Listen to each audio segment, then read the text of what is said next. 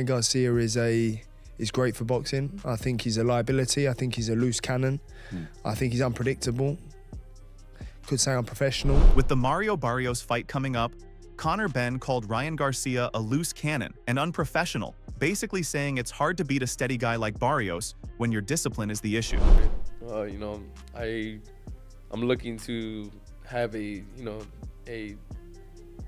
very clear and a very dominant, win, whether it's by stoppage or whether it's by decision. And so I know, like, going into this fight, every round is going to be important. Pressing our game plan and pressing everything that we are working on. Meanwhile, Barrios also hinted that if Ryan has even one unprofessional moment, he's going to take it from him and make it look easy. A really good fighter. He has very good skills, but I will predict it will be blood. You're going to see me you're going to see this face a lot. That's the problem. You're going in. But Ryan doesn't see it that way, and he leans into the chaos, talking like Barrios is the one walking into a bad night. I take every fight, as if it's going to be the most dangerous fight. Yeah, so like, as of right now, I have the mentality, that Ryan, is going to be the more dangerous fighter. But of course, when I was getting ready for Pacquiao, I was getting ready for. And with that, Barrios is basically saying he's treating Ryan like the real threat right now, even compared to the Pacquiao camp, which is a serious statement. I've been boxing since I was 6, been professional since I was 18. I treat every fight as if it's my most dangerous fight to date. So it's no different with this one. I know everything that Ryan has been saying. He's saying he's focused. His team is saying that he's the sharpest he's ever looked. All this stuff, and all I can really say is I hope so, man. Like, I can only hope I step in there on fight night and I get the best version of Ryan. Because that's gonna bring the best version out of me, and then that's only gonna benefit the sport of boxing. I'm looking to have a sensational performance. I want to have a very I want to make a statement, with this fight. I haven't had the type of victory, defending my title yet, and that's really what I'm looking to. That's Barrios quietly calling Ryan's "I'm focused" talk a test, because he's basically saying he wants the real version of Ryan on fight night, so his statement win actually means something. Like, Ryan is a legitimate fighter, like a legitimate boxer, but he definitely has like that influencer, like streamer, like persona, and like that's really the only thing that I don't with. And it's not that like I don't like him, it's just me myself. I don't resonate with people like that. It kind of just seems like everything they do, or the way that they move is like they move it in a way that, like, if they know there's always like a camera on them, or there's always like trying to do something for like clicks or likes. So yeah, I did call him a payaso, and it was just because the whole like his antics. I know that he has his his history with Joe and all of that. It was starting to boil up into something that it really isn't. Because I was gonna go with Joe whether this fight happened or not. It just kind of like just the like timing of things was very coincidental. But yeah, regardless, it's not that I dislike him. It's just like the whole like lead up and the whole selling the fight and just doing too much for that. It's just not me. Barrios is drawing a hard line between a real fighter and a guy chasing attention, and he's basically saying Ryan's online act is getting in the way of taking him seriously. It adds heat to this buildup because now it's not just about boxing, it's about respect and who's real when the cameras are off. Dude got it all. He's on point. Not only is he blessed, but he worked his ass off and try to be the best at everything. That's really what it is.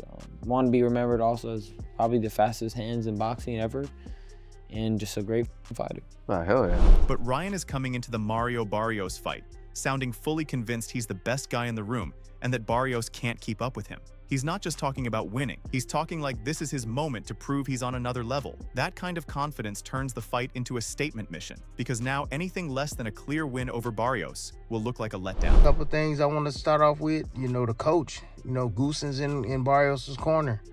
That's going to be interesting in the sense that fact that Goosen knows Ryan Garcia. He knows his Achilles heel, man. He knows it. And, Goosen knows he has a horse that is not only tough, but he's well-rounded. Mario Barrios can fight a little bit, fight off the back foot a little bit. He can do a little bit of everything. Counter punch, slip counters, blocking shoots, catching shoots. Like he got a bag. He does. He's average in every single department. Got a really good jab, a hell of a right hand, man. That right hand. Tim Bradley points out the behind-the-scenes edge in Barrios' corner because the coach factor matters when someone already knows Ryan's habits. He's basically saying Ryan's weaknesses are not a mystery here, and Barrios has a team that can build a whole plan around them. Then he connects it to Barrios being solid in a lot of areas, so Ryan will not get one easy look all night. Bradley's angle is that this turns into a thinking fight, not just a speed fight, and he hints that one clean, well-set punch from Barrios could change everything fast. Left hook, to be honest with you. I think one of the most ironic things about Ryan Garcia is you never want to hook with a hooker, but as I follow the evolution of him and his craft, it seems the left hook gets in there, man, and he can get buzzed by the left hook. Barrios isn't a bad puncher. He's a pretty good, solid puncher, but the left hook is dangerous to punch with Ryan Garcia with the left hook. However, I've seen Haney do it. I don't know, for some apparent reason, guys that know how to throw that left hook, they sucker for left hooks themselves. I remember De La Hoya being a sucker for the left hook as well. They're really good at landing their left hook, but shit, they don't do well with taking one in return. But the punch for Barrios is the right hand, and he will have opportunities to land it. Then, Tim Bradley shifts the focus to the most dangerous exchange in this matchup and makes it sound like it could decide the fight. He's calling out a pattern where guys who love throwing hooks still get caught by hooks themselves, and Ryan fits that risk. So even if Ryan's best weapon is his hook, it does not mean he is safe when that shot comes back at him. Bradley is basically warning that Barrios has the kind of punch and timing to punish that habit. It turns into a timing and discipline problem, not a talent problem. Jab, and he brings his hand back low. And then he stands up tall as well, so he's always having his, chin straight up in the air, and most of the times he'll flick the jab out there or shoot the jab out there, and then he looks to get out of range quickly. That's usually his MO. It's almost like when he's hitting that that bag that comes back, that bag that made him famous, where he flicks the jab and he steps back and he flicks back and bam, he hit the bag and steps back. That's his style. That's exactly how he fights. When I look at Ryan Garcia, that's what I envision him hitting with the way he fights. Standing straight up on that bag, letting combinations go, flicking the jabs out there, and moving out of range.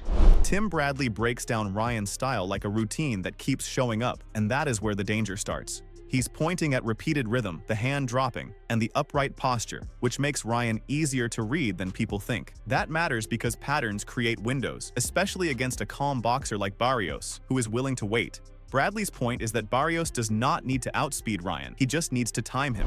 I think it's dangerous. It's going to be interesting because it looks like both these guys like to come forward. Barrios, you got to be careful coming forward, man, and getting aggressive, because that's when Ryan Garcia is dangerous. When Ryan Garcia is coming forward, he can be dangerous, but he makes mistakes, and Barrios is a good counterpuncher to make him pay for those mistakes. He has good eyes. I'm pretty sure he can make him pay for a lot of mistakes that he makes, when he's floating in. But if Barrios decides to get aggressive, that's when things can get real dangerous for him, man. Because Ryan Garcia knows how to step back and throw that check hook. He knows how to lead with it as well. He knows how to pull with it as well. And Barrios, sometimes he has a tendency of just squatting, bending his knees right in front and kind of leaning forward a little bit.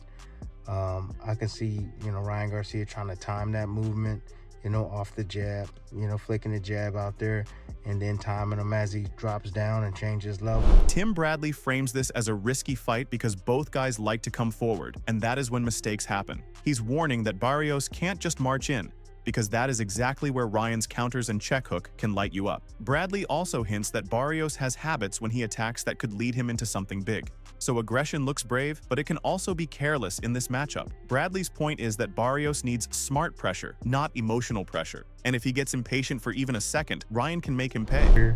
Of course, it's a big fight. Every fight's a big fight for the champion Barrios, who has worked hard to get in this position. But, if Ryan Garcia don't get this done, man, he gonna be right up there with Jake Paul. The same conversation as Jake Paul. Just sorry. You know what I'm saying? It ain't no knock on Barrios, but Barrios, is a good fighter. He's a tremendous fighter, but, with the talent that Ryan, quote unquote, supposed to have, if he can't rise to this occasion and beat Mario Barrios, who gets hit quite a bit, if he can't stop him, Ryan Garcia, you know what? You just go ahead and start doing some charity events, man. That's just it, because, you ain't gonna never win no title if you can't beat Mario Barrios, man. I'm sorry.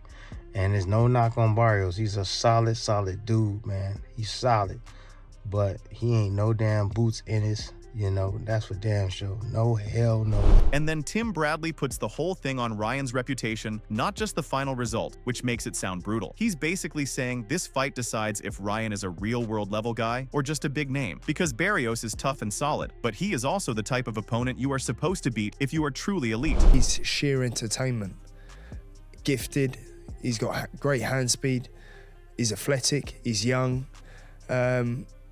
So he's good for the sport of boxing, and I would tune in to watch a Ryan Garcia fight. Conor Benn starts by giving Ryan credit in a way that even Ryan's critics can't really argue with. He frames Ryan as the kind of name that brings attention, excitement, and eyeballs to boxing. The point is not even about belts first, it is about star power and entertainment value. Benn is basically saying Ryan is a must-watch fighter, even when the build-up is messy. That matters for the Barrios fight because the hype is already built in. So whether people love him or hate him, they are still tuning in. And that is exactly why this fight feels bigger than it should on paper. Have them qualities mixed with someone who's, has true Mexican blood.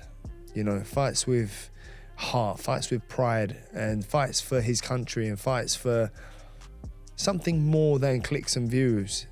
It's hard to pick who's gonna win. Really, you think Ryan should win, and Ryan should win, really. He should. Will he? Then Benn flips it and makes the matchup feel way more dangerous for Ryan than people assume. He is basically saying Ryan's talent is obvious, but heart and pride can mess up the easy pick logic. That's why he frames it like a fight where the better boxer does not automatically win. It turns into a question of who wants it more when things get tough, and Benn leaves it hanging like, yeah, Ryan should win, but will he actually do it? Yeah, he's a strong fighter, Rolly. Rolly's a good fighter. But the way Ryan was built and coming off the win that he come off on, you can sort of tell the life that he had been living in between the fights, because it has its toll.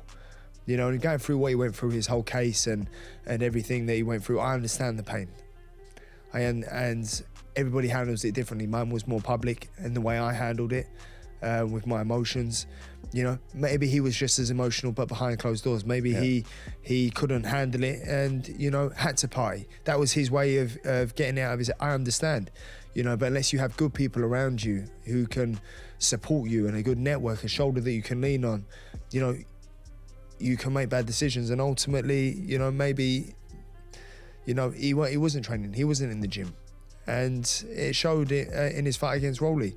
Let's hope this time it's been very different since he's lost. Benn goes into the darker side of Ryan's last run and why people are not fully trusting him right now. He hints that you could see signs of a rough lifestyle and bad choices showing up in the ring. He connects it to stress and personal issues, and how some fighters cope in ways that hurt their training. Benn's point is that talent does not save you if the work is not there. That is why he frames the Barrios fight as a reality check, because Barrios will expose any lack of preparation. He also makes it sound like Ryan needs the right people around him, or the same pattern repeats. And the tone is basically, this time has to look different, or Ryan is going to pay for it again. Well, Barrios is a very good fighter. Smart, good boxer. And you got decent punching power too. So I mean, he has a great chance of winning. Jeff Mayweather frames Ryan versus Barrios as a fight that can be great, but only if the right version of Ryan shows up. He is basically saying the biggest problem with Ryan is not skill, it is reliability. That makes the whole matchup feel like a gamble, because you do not know if Ryan comes focused or distracted. And since Barrios is steady and experienced, that uncertainty becomes a real weakness. Well, Barrios is a very good fighter. Smart, good boxer. And you got decent punching power too. So I mean, he has a great chance of winning. Jeff Mayweather repeats the same idea, and it actually makes the criticism hit harder the second time. He is basically saying this fight is about consistency, not potential. The way he talks, Ryan is his own biggest obstacle before Barrios even throws a punch. Barrios is the safer bet because you know what you are getting from him. That puts pressure on Ryan because people are tired of guessing which version is coming. Jeff is making it sound like talent is not the question anymore. It is about maturity and showing up like a professional. And until Ryan proves that, every prediction stays shaky. If Barrios wins, I mean, there's other big names. I mean, there's a lot of big names out there right now with a lot of these young fighters, and so, I mean, to continue on his path by continuing to fight bigger names. Then Jeff Mayweather looks past the fight and talks like, this is a career turning point for Barrios too. He is basically saying a win here sets Barrios up for bigger names and bigger money fights right away. That adds stakes because Barrios is not just defending, he is chasing a whole new level. It also means Barrios has extra motivation to make this win look clear and convincing. I think speed, power. Ryan's a great fighter when he seems to be all together. But in all honesty, he shouldn't be fighting for a world title again. He just lost. And now he's fighting for a world title. So would you say Jeff Mayweather gives Ryan his props for speed and power, but then he drops a hard reality check. He is basically questioning why Ryan is even back in a title-type fight so soon after losing. That makes it sound like Ryan is getting chances off his name more than his recent results. Jeff is calling out the sport side of it, like the title shot does not feel earned. And that adds pressure because people will judge Ryan way harsher if he fails. If Ryan wins, he proves he belongs. If he loses, the criticism gets twice as loud because he should not have been there yet. I mean, I always want to do it in San Diego. I always do because I reside in San Diego. It make it easy, but no, Ryan lives in LA, so we're going to train out there. Ryan's dad and trainer set the scene for this camp as if it were a reset, not just another training block. He makes it clear that the base is changing, and that matters because a new environment usually means new habits. Training in LA also keeps Ryan closer to the center of the action, but it can come with more distractions too. So the real question becomes whether this move helps Ryan lock in or pulls him off track again. It also hints that this camp is built around convenience and access, not comfort. With Barrios being steady and disciplined, Ryan cannot afford a messy camp. What would you say about that? Well, listen to me. I'm his dad. That's the main thing. You gotta listen to your dad, no matter what.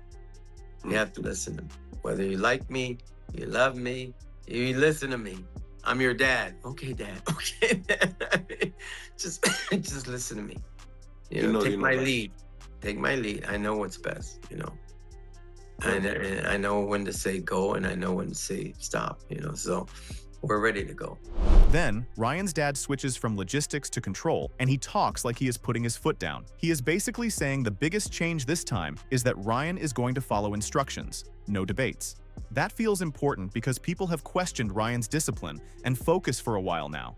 His dad is trying to sell a no more chaos version of Ryan before the Barrios fight. But it also creates pressure because if Ryan slips, it looks even worse after all this talk. This is him claiming he knows exactly when to push and when to hold Ryan back. I think it depends what Ryan Garcia turns up, to be honest. I think Barrios is a good fighter, but I think as far as world champions goes, he's not regarded as the hardest way to a world title right now. I don't think. Look, Ryan, when he's on his best, is a very good, very dangerous fighter and knocks you out on both hands. But I think You know, the Ryan that fought against Romero, I think he'd need a better version of him than that to beat Barrios. I think he was very poor last time out, and he's got to show that he's still got a lot to give, and shown it at certain points in his career, and he needs to show it again, I think, for Barrios. And Sonny Edwards keeps it real by saying this fight is less about how good Barrios is and more about which Ryan shows up. He is basically framing Barrios as the kind of champion you are supposed to beat if you are serious about titles. But he also reminds people that Ryan's last performance looked off, and that version is not enough here. So the pressure is on Ryan to prove he is still a top-level threat, not just a big name. Edwards is also hinting that Ryan's talent is not the debate anymore. His consistency is. This makes the Barrios fight feel like a test of hunger and professionalism, and if Ryan looks flat again, the hype around him takes a real hit. The territory. He has to continue to focus on himself, continue to believe in himself, believe in his skills, and You like this performance, sir? he's young. He's still growing. Right. He's still learning. And Floyd Mayweather takes the heat off the internet talk and puts it back on the only thing that matters, how Ryan performs in the ring. He is basically saying, Ryan has to block out the noise, stay confident, and keep developing, because he is still young. Floyd also hints that people twist his words, like he is hating, when he is really speaking like a businessman and a boxing guy. That ties directly into the Barrios fight, because this is the kind of night where talking stops and execution shows. At the end of the day, Ryan Garcia versus Mario Barrios feels like a fight where talent is not the main question. The real question is whether Ryan shows up disciplined and locked in, because Barrios is steady, tough, and will punish mistakes. If Ryan is focused, he can make a loud statement. If he slips even a little, Barrios can turn it into a long, ugly night for him. This is the kind of matchup where one clean counter or one bad habit can decide everything. Barrios does not need to be flashy. He just needs to stay sharp and keep the pressure honest. And for Ryan, anything less than a clear performance will bring the same criticism right back. That is why this fight feels like a prove-it moment, more than a normal title fight. What do you think? Does Ryan finally prove he is serious?